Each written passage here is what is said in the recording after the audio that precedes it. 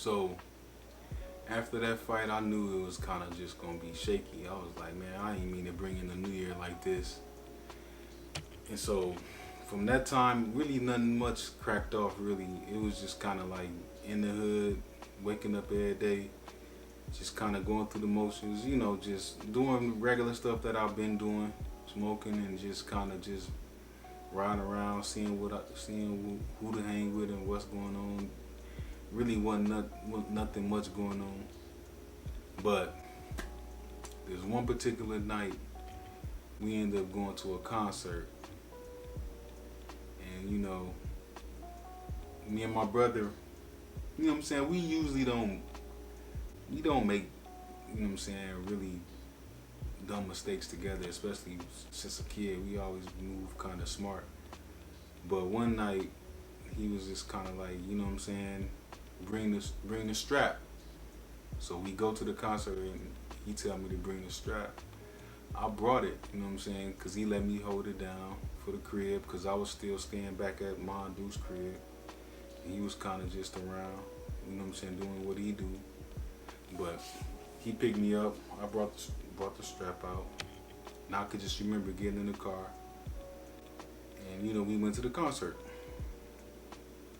And so we get to the concert a little later than all the other homies, and we in there kind of deep. Everybody from my block, my neighborhood that we run with, we in the concert, or we pull up to the concert downtown. I remember we parked right next to the homie, and for some weird reason, I decided to look in the car just to see what was. I get out the passenger seat and look in the driver's seat. And it's a truck actually. And I'm like, he locked his keys in the car? If I vaguely remember, I think I tried to open the door, but I don't even remember if it was, locked or not. But all I do know is we went in the club.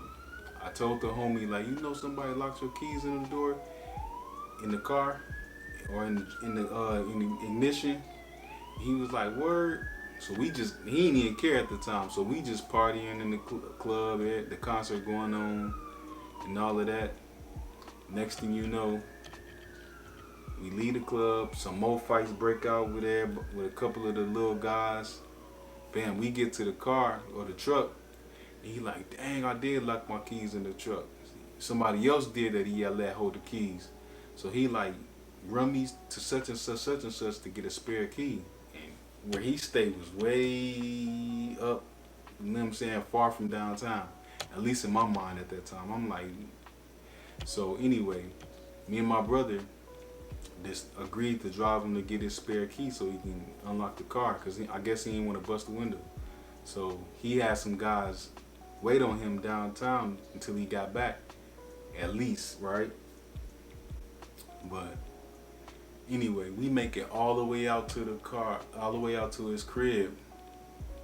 And as we pulling up, 2 police cars is just sitting out there with their fog lights on, with the lights on, the sirens, ironically. The sirens going off, the lights was going off, but the sirens was silent. Whatever.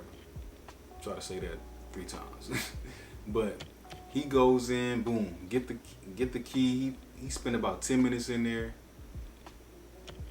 All of a sudden, he like, okay, when we get out to get back in the car, me and my brother, we thinking we finna drive the way to go back where we came from. He like, nah, drive the opposite way where we was facing when we came in. But that's exactly where the police is facing, with their lights on, and it's foggy kinda, so you can barely see, which was crazy.